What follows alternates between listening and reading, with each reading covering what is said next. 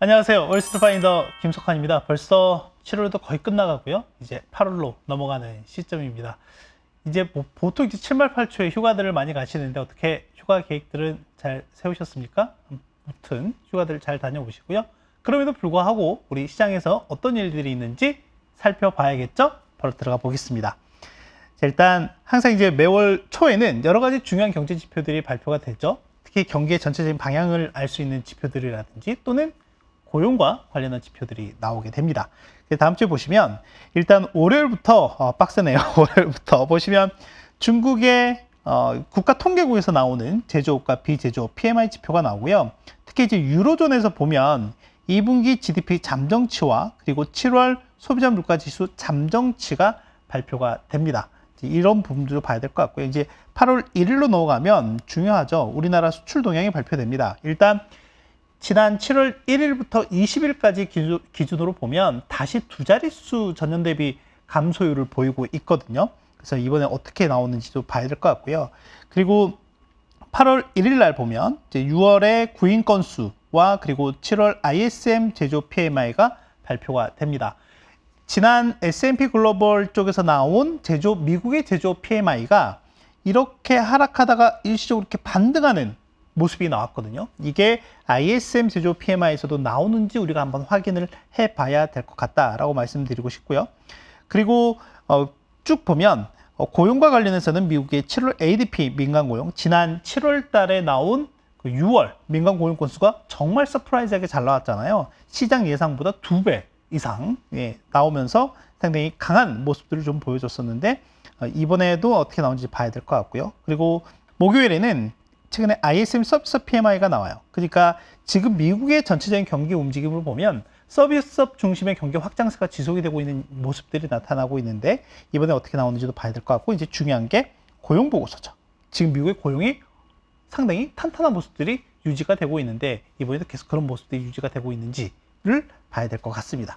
다른 일정들 중에서는 좀 중요한 게 뭐냐면 월요일에 연준에서 고위 대출 담당자 서베이라고 하는 게 있어요. 뭐 아시겠지만 기준금리를 계속해서 올리면서 이 대출 여건이나 또는 기준이 매우 강화되는 모습들을 보였거든요. 그러니까 이 말은 무슨 말이냐면 은행에서 대출을 받을 수 있는 그런 허들이 계속 높아지고 있다라고 하는 거죠. 그러니까 제때 돈이 필요한 경제 주체들, 뭐 가게라든지 기업이라든지 이런 쪽이 제때 자금 조달을 하지 못하게 되면 재정적으로 위험해질 수도 있겠죠. 네, 이런 부분들이 지난 2분기에는 어떻게 바뀌었는지에 대한 부분들 나올 거다라고 보면 될 것 같고요.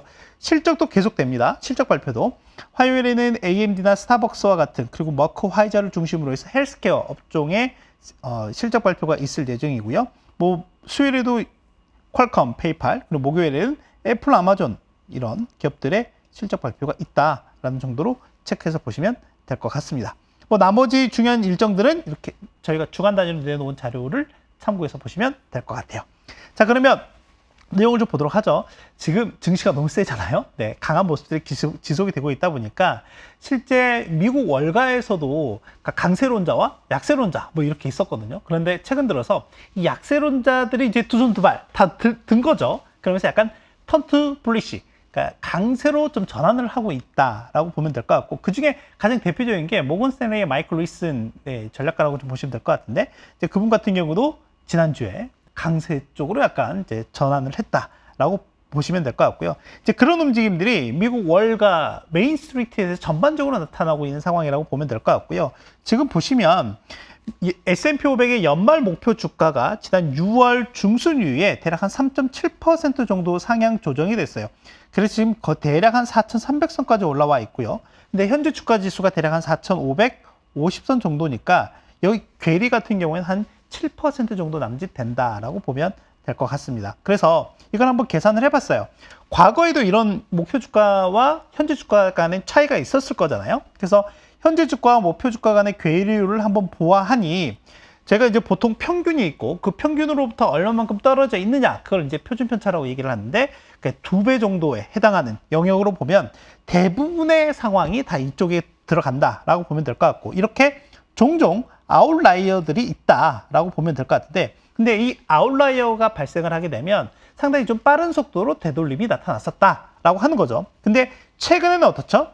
목표 주가 대비 현재 주가가 꽤 높은 아웃라이어 상태가 발생했었고, 그게 지금 최근에 이렇게 좀 되돌림 현상들이 좀 나타나고 있는데, 향후에 이 되돌림 움직임들을 좀 봐야 될 것 같아요. 그리고 과거에도 항상 그랬지만 이 평균으로의 회귀 성향은 어디에서든 저희가 수치로 대입해서 환산할 수 있는 것들은 상당히 이 평균 회귀에 대한 성향이 높다라고 하는 것도 한번 기억을 해볼 필요가 있을 것 같습니다. 그리고 또 하나는 뭐냐면, 지금 시장에서는 많이들 들어보셨죠? 바로 포모라고 하는 거. 이거는 이제 개인 투자자, 리테일 투자자들 사이에서 나오고 있는 내용이다라고 보면 될 것 같은데, 그러다 보니까 지금 증시는 이렇게 올라가고 그 상승 흐름에 동참하지 못한 개인 투자자들의 마음이 조급해진 거죠. 그러니까 이제라도 뛰어드는 그런 모습들이 나타나고 있는데, 지금 개인 투자자들, 특히 미국 중심으로 해서 개인 투자자들의 투자 심리가 2021년 4월 이후에 가장 높은 수준까지 올라와 있다라고 보면 될 것 같습니다. 이거 같은 경우는 보면 어떤 거냐면, 실제로는 미국 개인 투자자들이 향후 6개월 동안의 증시가 강할 것 같아, 아니면 약할 것 같아, 이 차이를 얘기를 하는 거거든요. 이 수치는 여기가 아니고 이 수치가 여기겠네요. 이렇게 보면 될 것 같은데, 지금 보면 7주 연속 플러스를 유지하고 있다라고 보면 될 것 같습니다. 상당히 개인 투자자들 투자 심리도 좋은 모습들을 좀 나타내고 있다. 그리고 향후 시장이 좀 더 강세장이 유지가 될 것 같다라고 전망을 하고 있는 거죠. 근데 또 한편으로는 이제 이런 지표들이 약간 가끔씩 역발상 투자의 지표로도 활용이 된다라는 것도 참고해 주시면 될 것 같습니다. 지금 2분기 어닝 시즌이 한창인데 좀 점검을 해볼 필요가 있을 것 같아요. 자, 보면 저희가 이제 보통 서프라이즈 비율을 많이 보잖아요. 그러니까 실제로는 서프라이즈 비율이 높으면 높을수록 증시가 좀 더 강한 모습들을 보인다라고 보면 될 것 같은데, 일단 왼편에 보이는 게 EPS예요. 어닝에 대한 추정치인데, 과거에 저희가 2020년 팬데믹 이후부터 보면 항상 시장 예상치 대비 결과가 더 높게 좋게 나왔었거든요. 그런데 일단 어제까지 기준으로 보면 최근엔 좀 다른 양상이 나타나고 있다라는 거예요. 이게 지금 좀 더 디테일하게 보면 이렇거든요. 좀 더 디테일하게 보면 지금 보시면은 실제치가 예상치를 하회하고 있는 모습이 여기에서 나타나고 있어요. 하회하고 있는 모습이. 그래서 이제 S&P 500 기준으로 약 30%의 기업들만 실적 발표를 했기 때문에 아직까지는 결과를 속단하기는 좀 이르긴 하지만, 이 부분은 좀 이번 어닝 시즌에서 좀 저희가 계속 지켜봐야 할 포인트이지 않을까 생각이 되고, 또 하나는 제가 서프라이즈 비율을 말씀을 드렸는데, 서프라이즈 비율은 크게 두 개를 볼 수가 있습니다. 하나는 어닝, EPS, 주당 순이익이라고 하는 측면을 볼 수 있고요. 또 하나는 매출이에요. 이 회사의 전체적인 매출이 어떻게 되느냐에 대한 부분이거든요. 근데 한번 보시면 어닝에 대한 서프라이즈 비율은 지금 초반이긴 하지만은 82.8%예요. 상당히 높습니다. 과거 5년 평균이 77%예요. 그러니까 엄청나게 지금 초반 분위기는 좋은 거죠. 근데 중요한 게 뭐냐면 매출 서프라이즈 비율이에요. 5년 평균이 61%인데 지금 매출 서프라이즈 비율이 56.3%입니다. 이거 언제 이후로 보냐면 19년 4분기 이후에 최저예요. 엊그저께 마이크로소프트가 실적 발표를 했죠. 근데 전체적으로 매출도 그렇고 EPS도 그렇고 잘 나왔어요. 그래서 시장에서 이걸 뭐라고 했냐면 더블 비트라고 합니다. 더블 비트. 두 개 다 시장 예상을 상회했기 때문에. 그런데 가이던스를 얘기를 할 때 어떤 얘기를 했냐면 매출 부분의 가이던스가 시장 예상을 하회했어요. 그러면서 그날 시간 내에서 4% 가까이 빠졌었고, 간밤에도 보면 4% 가까이 하락하는 모습도 좀 보였었죠. 그래서 이런 부분들이 이번 어닝 시즌에 저희가 좀 계속해서 봐야 할 포인트 중에 하나다라고 말씀드리고 싶어요. 자, 그리고 또 하나는 7월 FOMC 회의가 끝났습니다. 25bp 기준금리 인상을 했어요. 그래서 지금 5.5%까지 와 있는 상황이다라고 보면 될 것 같아요. 자, 그래서 보면 지금 기준금리가 5.5%까지 왔고요. 지난해 3월부터 기준금리, 그러니까 2022년 3월부터 기준금리 인상을 했으니까 현재까지 대략 525bp를 올린 거죠. 엄청난 속도이긴 합니다. 자, 그런데 지금 보면 전체적으로 제가 미국에서 물가를 두 개를 보잖아요. 이렇게 소비자 물가 지수 CPI라고 하는 걸 보고, 하나는 개인 소비 지출, 이렇게 PCE라고 하는 이 두 개를 보는데, 제가 이제 보통 물가도 두 개이긴 하지만 여기에서도 헤드라인 물가, 그러니까 가격 변동성이 큰 식품과 에너지를 포함한 물가, 그걸 제외한 코어 물가 이렇게 보고 있는 상황이잖아요. 근데 전반적으로 다 이 기준금리 하단으로 다 내려왔다라고 보면 될 것 같아요. 자, 그렇다라고 하면 이 말인 즉슨 지금 미국은 상당히 제한적인 긴축 상황이다라고 보면 될 것 같습니다. 자, 그렇기 때문에 시장에서는 일단 이번에 한번 올렸기 때문에 앞으로 더 기준금리 인상을 할 여지는 그렇게 크지 않다라고 보고 있는 거고요. 저 역시 그렇게 보고 있습니다. 왜 그러냐면 미국 기준금리에 선행하는 게 바로 미국 국채 2년물이거든요. 그런데 항상 이 기준금리를 동결을 하기 직전에 이 미국 국채 2년물이 피크 아웃하는 모습들이 나타났었다라고 하는 거죠. 2000년 초반에도 그랬었고요. 2006년, 5년에도 그랬었던 모습이 있었고요. 그리고 2017년, 18년 이 사이에도 그런 모습들이 나타났었고 최근에도 그런 모습들이 나타났었다라고 하는 거예요. 근데 이제 그런 부분들이 있습니다. 실제로는 저희가 2022년부터 현재까지 움직임을 보면 2022년부터 2022년 중반까지 인플레이션이 쭉 이렇게 높아졌다가 지금 1년 동안 이렇게 하락하는 모습을 좀 보였잖아요. 제가 종종 많이 말씀드린 것 중에 하나가 이런 부분이 작용이라고 하면 이런 부분은 반작용이다라고 하는 거죠. 또 하나는 이런 부분이 하나의 높은 산이라고 보면 또 하나는 하나의 골이 깊다라고 하는 거죠. 결론적으로는 앞에서도 제가 잠깐 언급을 해드렸지만 평균으로 회귀하는 과정이다라고 하는 거예요. 그렇죠? 자, 그렇다라고 하면 제가 봤을 때는 올해부터 지금 남은 하반기가 물가가 다시 인상할 수 있을까 없을까에 대한 관건이지 않을까라고 생각이 되고 실제 연준이 속 시원하게 얘기하지 못하는 가장 큰 이유 중에 하나가 물가가 다시금 인상할 수도 있다라는 그런 우려, 그리고 지난해부터 상당히 빠른 속도로 긴축 정책을 펼쳐오면서 계속 얘기했던 게 1970년대에서 80년대도 넘어오는 그 그레이트 인플레이션 시기에 다시금 인플레가 진정이 된 줄 알았더니 다시금 튀는 이런 양상들 때문에 상당히 좀 고심의 흔적들이 나타났었다라고 보면 될 것 같은데, 그렇기 때문에 저희가 이제 앞으로는 그런 부분들을 봐야 될 것 같아요. 물가가 다시금 올라갈 수 있을까에 대한 부분들을 봐야 되겠죠. 그래서 당장은 그런 기조보다는 디스인플레이션에 대한 기조가 지속이 될 것 같기 때문에 추가적인 금리 인상에 대한 기대감이 없다라고 보면 될 것 같은데, 혹여나 다시금 물가가 튀는 모습들이 혹시라도 나오게 된다라고 하면 방금 말씀드렸던 것처럼 이 2년물 금리가 먼저 더 튈 가능성이 높다라고 하는 거죠. 그래서 그런 부분들을 봐야 되는데, 제가 지금 향후 CPI 전망을 최근 6월 데이터를 업데이트를 해서 봤는데 한번 보시면요, 여러분. 지금 이게 올해 연말에 예상되는 거거든요. 그러니까 전월 대비로 0.1%씩부터 시작해서 0.6% 이렇게 상승을 한다는 가정하에 올해 연말에 물가 수치가 얼마만큼 될 것 같아? 라는 시뮬레이션 결과인데 한번 보시면 지금 6월달 기준으로 전년 동월 대비로 3.2%가 나왔는데 이것보다 더 낮아지기 위해서는 상당히 타이트합니다. 뭐가 타이트하냐면 전월 대비로 보면 이 0.2%가 기준이에요. 0.2% 미만으로 계속해서 전월 대비 증가율을 보여야지만이 어떻게 되죠? 연말에 가면 3% 미만의 물가 상승률을 기록할 수 있다라고 하는 거고요. 근데 보시면 제가 한 가지 말씀드릴게요. 지금 작년 고점부터 시작해서 현재까지 이렇게 평균을 내보면 대략 전월 대비로 0.25%씩 상승을 했고요. 그리고 올해 들어서만 한번 또 평균을 내보면 평균이 0.27%예요. 그러니까 지난 1년 또는 지난 6개월 동안 평균을 내봐도 지금 이 0.2%라는 허들을 맞추기가 쉽지 않다라고 하는 거죠. 꽤 녹록지 않다라고 하는 거예요. 그래서 제가 여러 차례 말씀드렸지만 전월 대비 증감률이 앞으로는 좀 더 중요할 것 같다라고 말씀을 드렸던 겁니다. 그래서 연준이 우려하는 이 물가 재인상에 대한 우려만 없다라고 하면, 완화가 된다라고 하면 오케이. 그런데 그게 아니다라고 하면 not okay예요. 아시겠죠? 자, 이제 그런 부분들을 말씀을 드리려고 하는 거예요. 저희가 항상 이게 결국에는 가격이라고 하는 부분이기 때문에 두 가지를 놓고 보셔야 돼요. 수요와 공급단을 이렇게 같이 놓고 보셔야 될 필요가 있거든요. 그랬을 때 일단은 식품이나 에너지 부분들을 한번 보자라고 하는 거예요.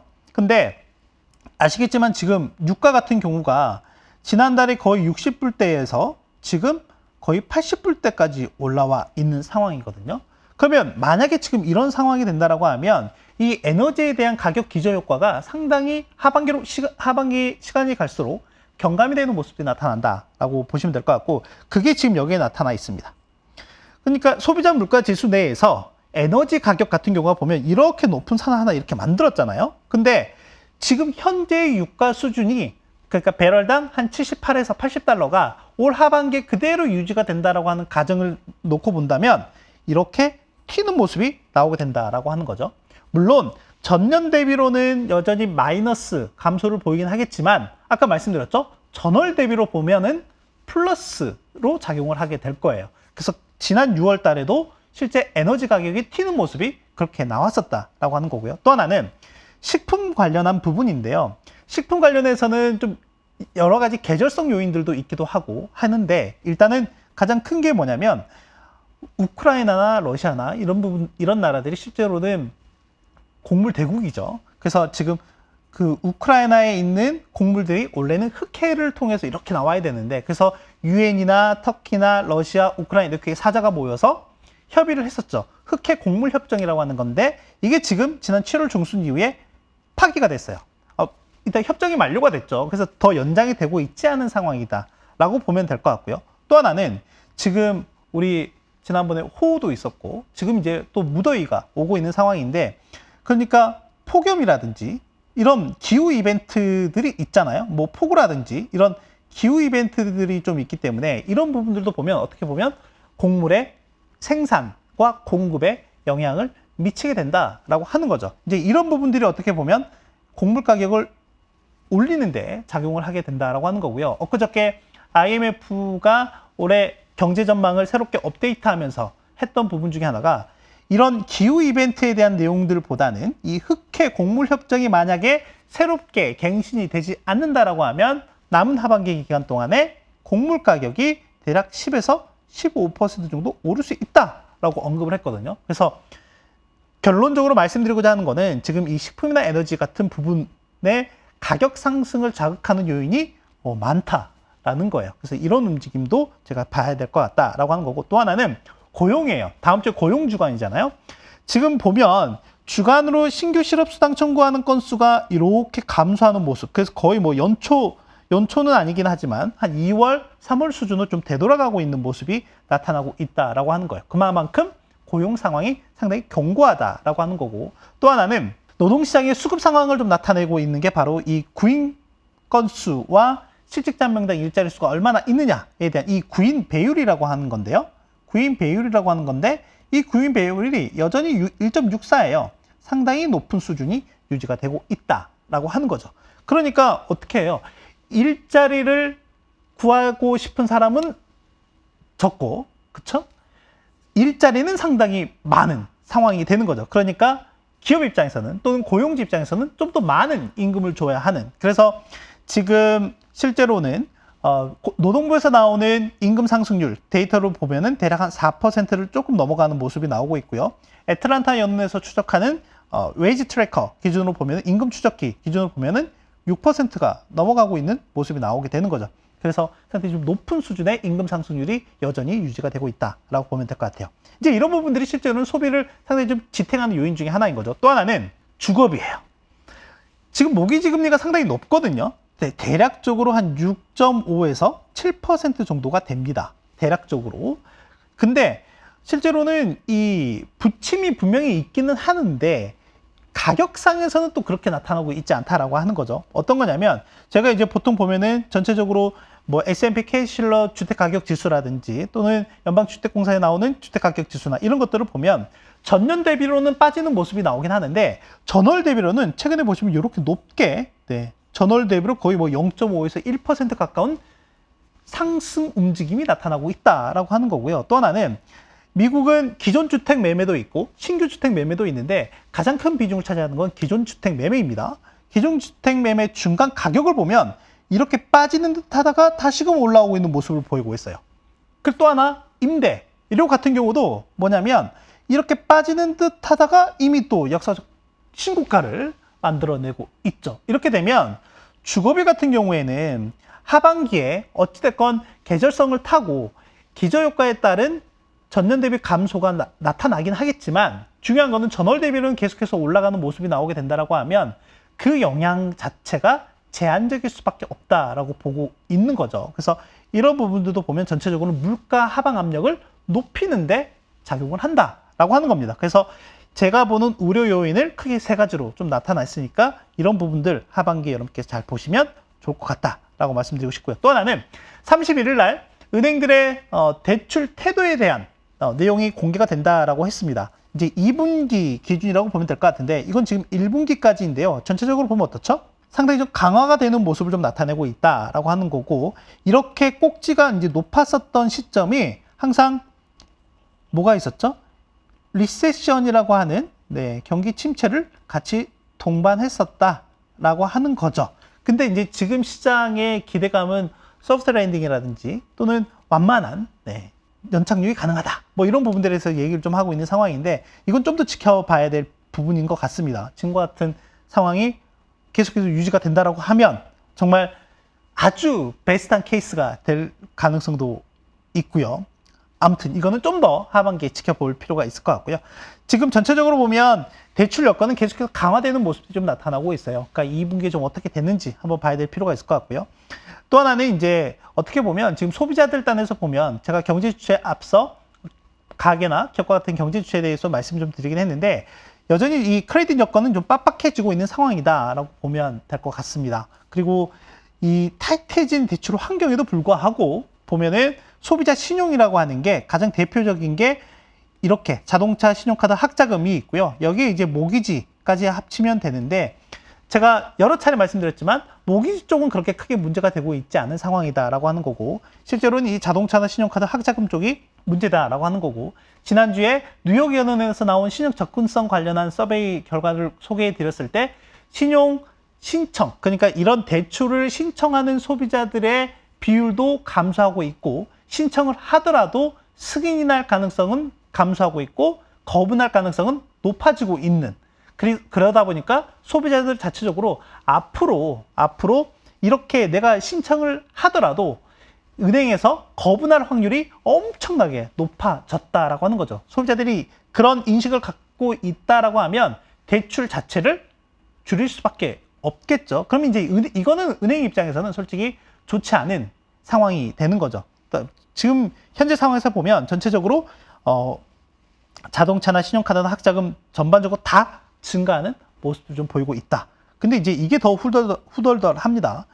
신용카드 대출 이자율은 20.7%예요. 거의 21% 되는 거죠. 그러니까 제가 1,000만 원 만약 신용카드 대출을 빌리게 되면 어때요? 연간으로 210만 원을 이자를 내야 된다라고 하는 거죠. 신차 60개월로 할부했을 때 대략 8% 정도가 되고요. 여기에 중고차는 한 14, 15% 정도가 됩니다. 참고하시면 될 것 같고. 근데 아시겠지만 지금 보면 전체적으로 자동차, 신용카드 증가율이 뭐 어마어마한 속도로 늘어나고 있는 부분이 있다라고 하는 거고 실제 대형은행들 실적 발표에서 대출 부분이 늘어나는 부분이 있었는데 이 대출 부분 성장을 견인한 게 바로 이 신용카드 대출이거든요. 그런데 당장은 좋았는데 앞서 말씀드렸던 것처럼 지금 크레딧 여건이 상당히 빡빡해지고 있고 이만큼의 높은 이자율이 형성이 되어 있다라고 하면 그 부실화에 대한 부분이라든지 또는 향후에 상환이 도래했을 때 이런 스트레스 상환 압박이 높아질 수 있다는 점도 염두에 둘 필요가 있을 것 같아요. 그리고 이제 높은 금리에 대한 방금 말씀드렸던 것처럼 높은 금리에 대한 이 스트레스를 이제 말씀을 드리는 거고 전체적으로 보면 전체 상업은행들의 연체율은 낮은 수준이에요. 근데 상위 100개 은행이 아니라 상위 100개 은행, 그러니까 뭐 101위부터 쭉 순위를 세워보면 있겠죠. 그런 은행들의 연체율은 이미 거의 뭐 역사적 고점 직전까지 올라와 있는 상황이다라고 보면 될 것 같고 이 데이터는 뭐냐면 미국의 캐피털 원 은행이라고 있습니다. 이 은행이 신용카드 사업 부분, 특히 고소득층보다는 중산층의 중산층 가계의 신용카드 쪽에서는 상당히 높은 비중을 차지하고 있는 은행인데요. 지금 보시다시피 갚지 못해서 상각하는 그 비율, 신용카드라든지 자동차 상각률이 최근 들어서 다시금 이렇게 올라가는 모습들이 나타나고 있다라는 점까지 체크해서 보면 될 것 같아요. 지금 미국 경기 같은 경우에는 이제 다음 주에 ISM에 나오는 제조업, 서비스업 PMI라든지 여러 가지 지표들을 통해서 확인이 가능할 것 같은데 지금 서비스업 중심으로 경기 확장세가 좀 지속이 되고 있다라고 하는 거죠. 지금 보시다시피 서비스업 PMI와 제조업 PMI를 이렇게 그 스프레드를 한번 차감을 해본 겁니다. 보면은 일단 서비스업 경기가 거의 뭐 역사적으로 보면 가장 높은 수준의 확장세를 좀 보이고 있는 모습을 보이고 있죠. 그러다 보니까 일단은 제조업 같은 경우는 좀 더 낙폭이 좀 큰 모습을 좀 보이고 있는 상황이고요. 그런데 최근에 확인이 된 거는 서비스업 같은 경우도 이렇게 좀 꺾이는 모습이 나오고 있다. 아까도 말씀드렸지만 지금 역사적으로 상당히 좀 높은 수준이라고 본다면 이렇게 고점에서 둔화될 가능성이 있다라고 하는 거죠. 이제 그런 부분들은 어떻게 보면 하반기에 우리가 지속적으로 관찰해야 될 부분이다라고 하는 거고 소비자 심리 같은 경우도 상당히 좋은 모습들을 보이고 있어요. 특히 미시건대에서 나오는 소비자 심리 지수라든지 컨퍼런스 보드에서 나온 소비자 신뢰 지수 상당히 지난달에 멋진 모습을 보여줬었죠. 멋진 모습을 보여줬었는데 특히나 소비자 신뢰, 컨퍼런스 보드에서 나온 소비자 신뢰 지수 중에 현재와 앞으로의 기대치를 봤을 때 근데 기대치는 거의 변동폭이 크지 않습니다. 그런데 현재에 대한 변동폭은 상당히 좀 큰 부분들이 있거든요. 과거에 어떤 경기 침체 구간에서 이렇게 급락했었던 시점도 보면 결론적으로는 현재에 대한 기대치가 이렇게 높아졌다가 뚝 떨어진 경우가 많았기 때문에 그렇다라고 본다라고 하면 아직까지는 괜찮은 것 같다라고 하는 거죠. 아직까지는 현재 경제 상황에 대한 기대가 상당히 좀 높은 수준을 유지하고 있다라는 걸로 정리를 해볼 수가 있을 것 같아요. 앞서 말씀드렸던 것처럼 제조업 경기는 계속 좀 둔화되는 모습을 보이고 있고 그런데 이 중에 미국이 일정 부분 이렇게 반등하는 모습이 나왔다라고 하는 거. 서비스업 같은 경우는 이렇게 좋아지다가 글로벌 전체적으로 둔화가 되고 있다라고 하는 점. 그래서 어떻게 보면 하반기 남은 이제 기간 동안에 저희가 이 서비스업 경기 둔화에 대한 우려가 좀 더 확대될 수도 있지 않을까라고 하는 부분인 거죠. 아시겠죠? 네, 오늘은 좀 광범위한 분야에 대해서 좀 말씀드리긴 했는데 짤막하게 정리를 좀 해보도록 하겠습니다.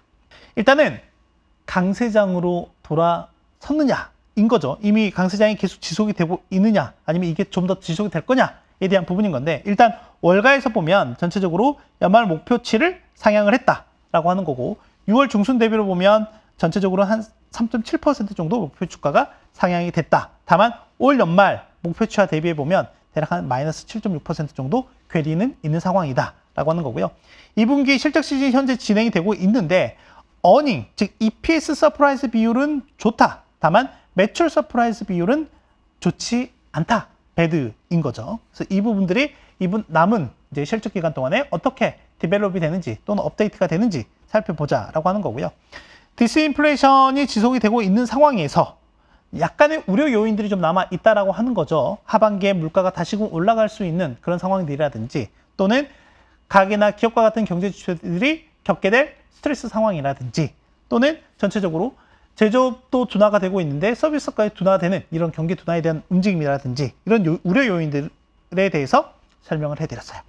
자, 다음 주에 월요일에 2분기 연준에서 나오는 고위 대출 담당자 서베이, 즉 슬루스가 나온다라고 말씀드렸고요. 다음 주에는 호주나 영국 통화정책 회의가 있습니다. 그리고 BOJ도 하반기에 좀 잘 봐야 될 것 같아요. 왜냐하면 BOJ 같은 경우, 일본 같은 경우도 보면 물가 상승률이 꽤 높은 수준이 나오고 있는데 그러면 앞으로 계속해서 지속적인 통화 완화 정책을 유지할 수 있느냐에 대한 게 지금 시장의 초미의 관심사입니다.